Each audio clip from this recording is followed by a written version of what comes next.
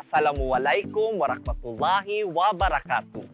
Greetings of peace, mercy, and blessings, young mathematicians. Malampuson ug maayong adlaw kaninyong mga bata. Ako ang pagtahod kaninyong tanan. Isang matagumpay na pagpapalang muli sa inyong mga kamatinik. Ako si Sir Mark mula sa Mindanao. Ako naman si Ma'am Melo mula sa Visayas. Mula naman sa Luzon, ako si Maestro Olaso. At kami ang Math Trio. Sama-sama tayong matuto. Hello kids! Once again, this is me, your resident math wizard, Sir Mark. Journey with me as we make our mark on the mathematical world of mathematics by helping people solve math problems. Mathabra kadabra. Oops! I'm very sorry, kids. I always forget on how this is going to be done. Before we can take flight, we need to answer a few questions. Are you ready? Let's do Math Tanong! What is the value of the following? Number 1, 5 cubed. Number 2, 2 raised to the 5th power. Number 3, 3 raised to the 4th power. Let's check your answers. For number 1, 5 cubed is equal to 5 times 5 times 5. That's why the answer is 125. For number 2, 2 raised to the 5th power is equal to 2 times 2 times 2 times 2 times 2. That's why the answer is 32.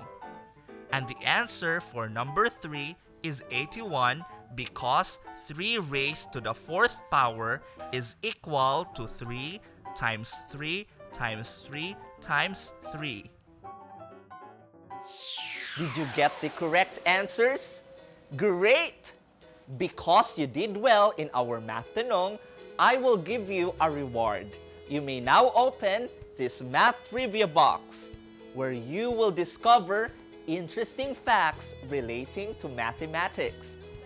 1, 2, 3. Open sesame! As stated in wikipedia.org, mnemonics are often used to help students remember the rules, involving the first letter of words representing various operations. Different mnemonics are used in different countries. In the United States, the acronym GEMDAS is common. It stands for parentheses, exponents, multiplication or division, and addition or subtraction. GEMDAS is often expanded to the mnemonic, "Please excuse my dear Aunt Sally." Canada and New Zealand use GEMDAS standing for brackets, exponents, division or multiplication, and addition or subtraction.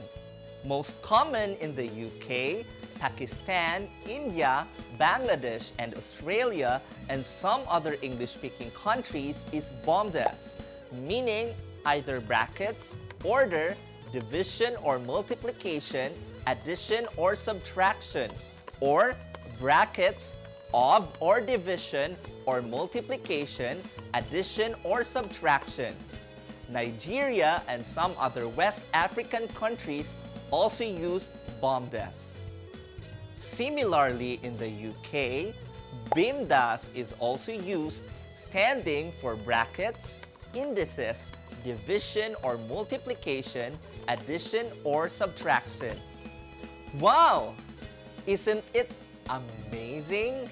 In this episode, we are going to discuss our own version of GEMDAS, BEMDAS, BOMDAS, or BEMDAS. All of these are pertaining to the order of operations in a given expression and the order in which the operations should be performed. Now, are you ready? Let's matlakbay! Abra, cadabra.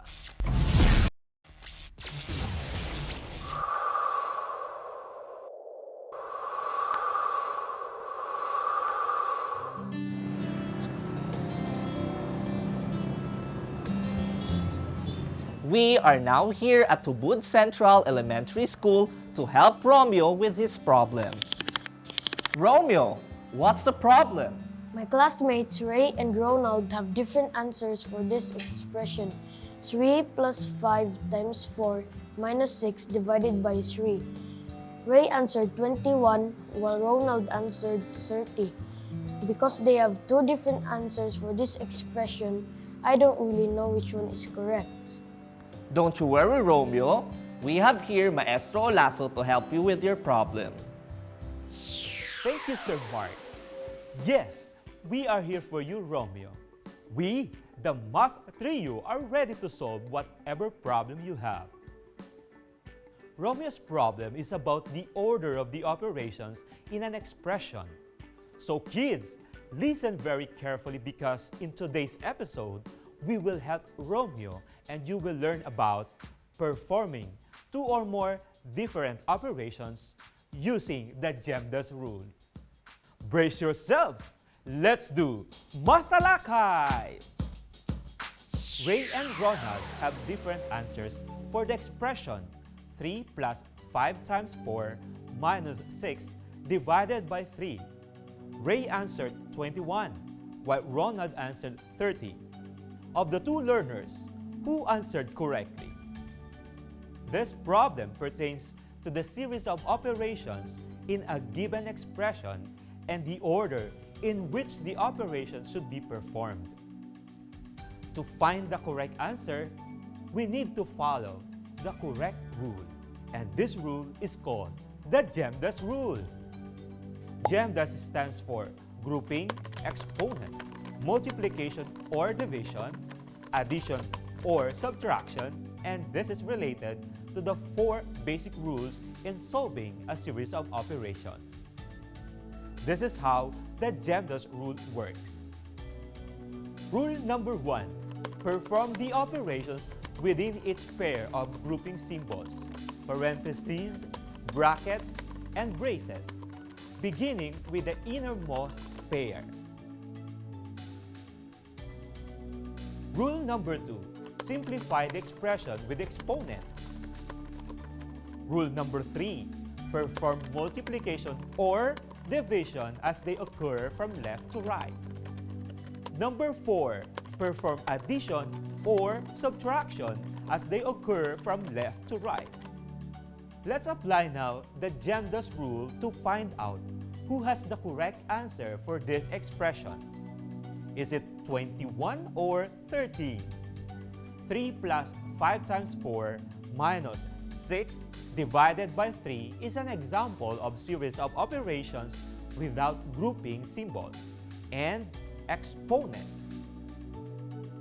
So, we will follow the GEMDAS rule by performing multiplication or division, followed by addition or subtraction, whichever comes first from left to right.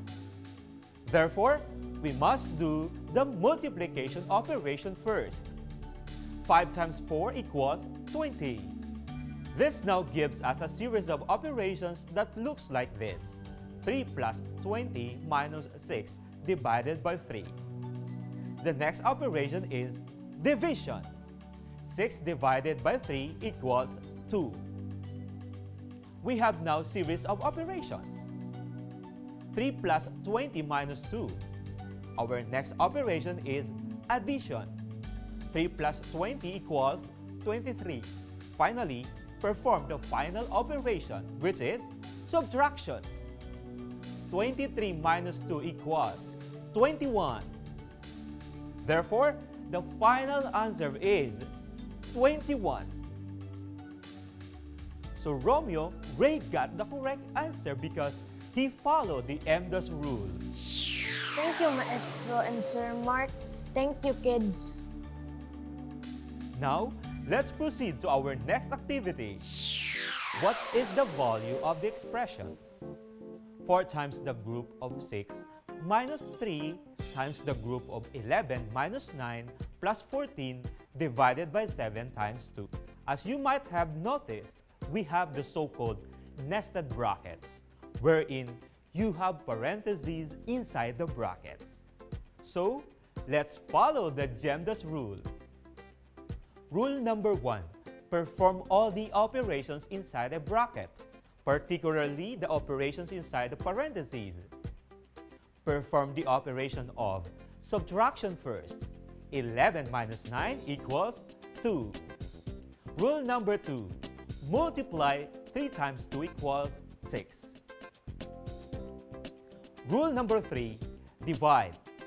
14 divided by 7 equals 2. Rule number 4. Multiply. 2 times 2 equals 4.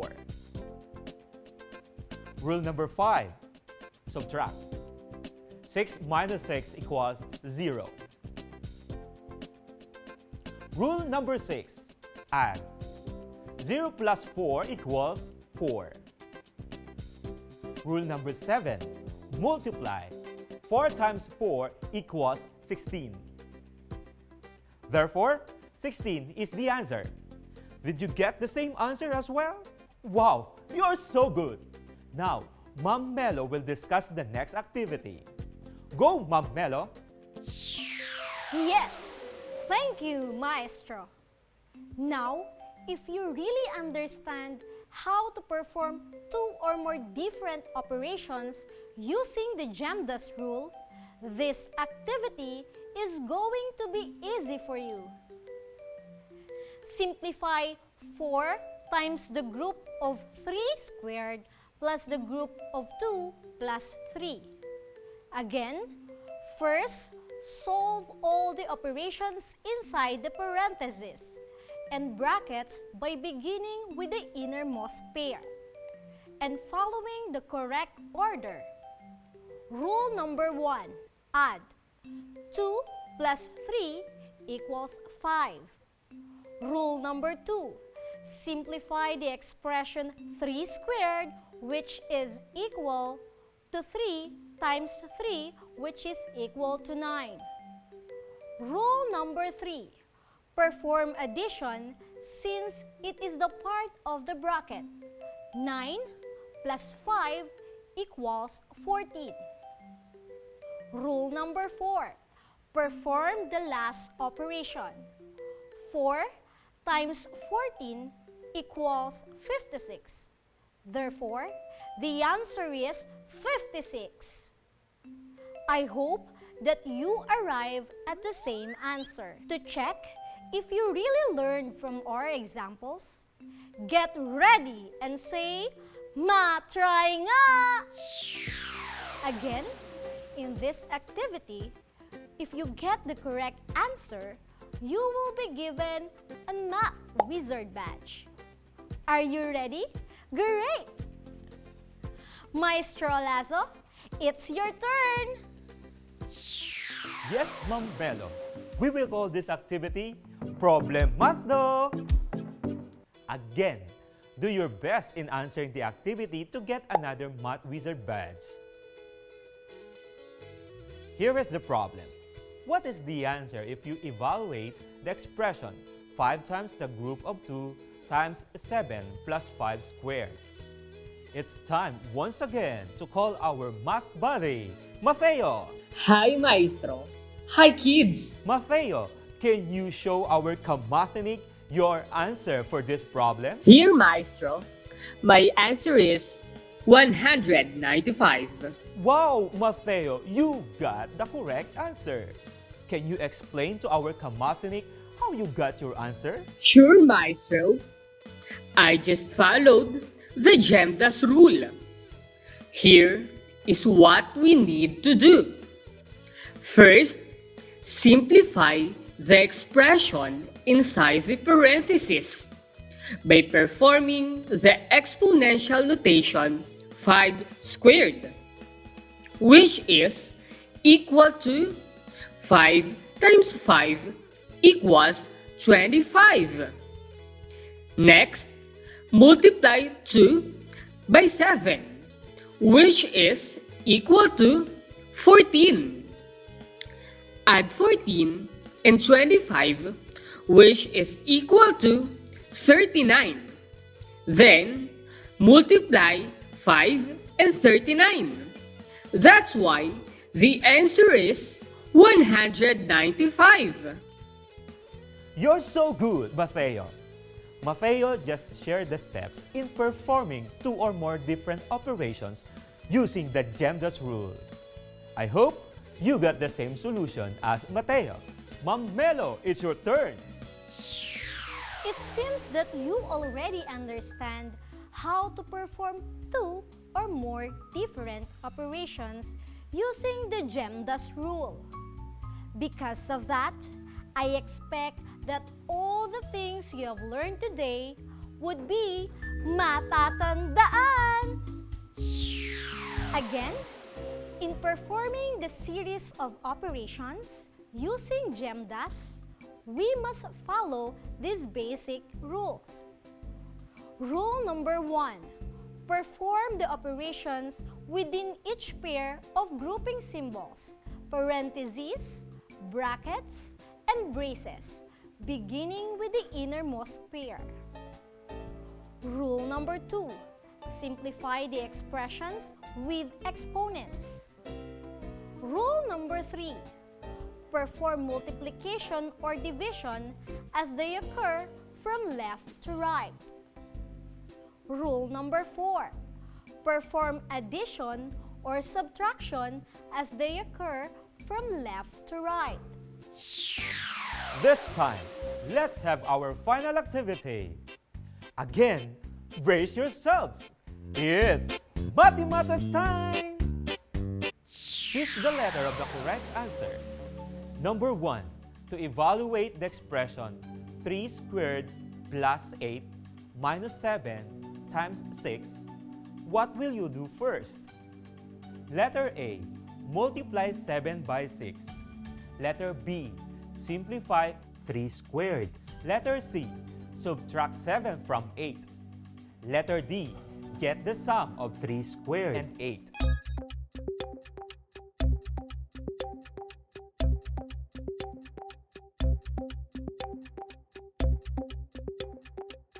Number 2.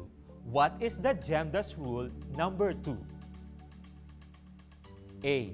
Perform the grouping symbols beginning with the innermost pair. Letter B. Perform addition and subtraction as they occur from left to right. Letter C. Perform multiplication and division as they occur from left to right. Letter D. Simplify the expression with exponents.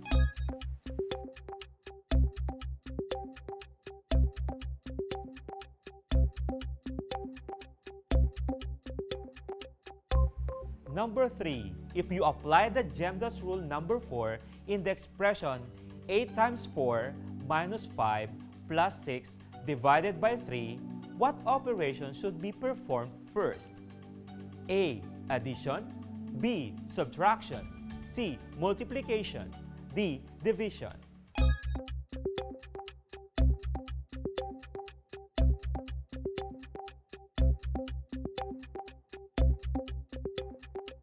Number 4. Evaluate the expression 3 times the group of 3 plus 3 times the group of 10 minus 4. A. 73.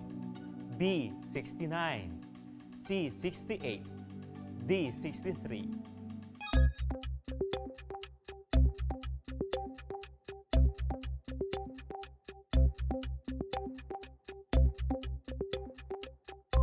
Number 5. If you evaluate the expression 42 divided by 3 times 2 squared, what will be the answer? Letter A, 54. Letter B, 56. Letter C, 34. Letter D, 36.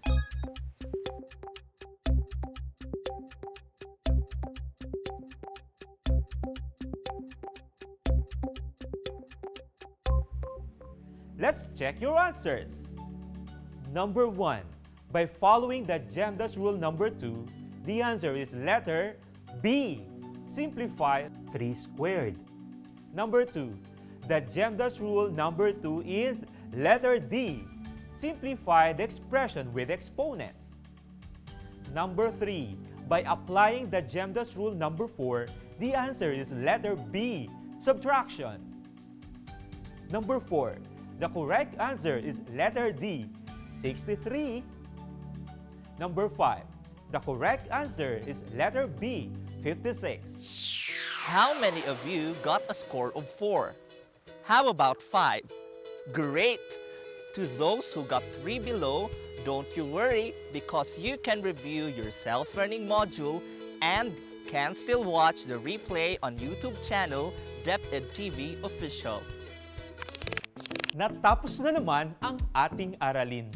Hinaot nga nagkakatun mo sa atong pagtulunan. Thank you and see you next time. Wassalam! Mula dito sa Luzon, Kasama ang Visayas, At syempre, hanggang dito sa Mindanao Pilipinas, kami ang inyong math trio na nag-iiwan ng katagang ugaliing manood at makinig upang maging mathmatic sa mathematics. mathematics.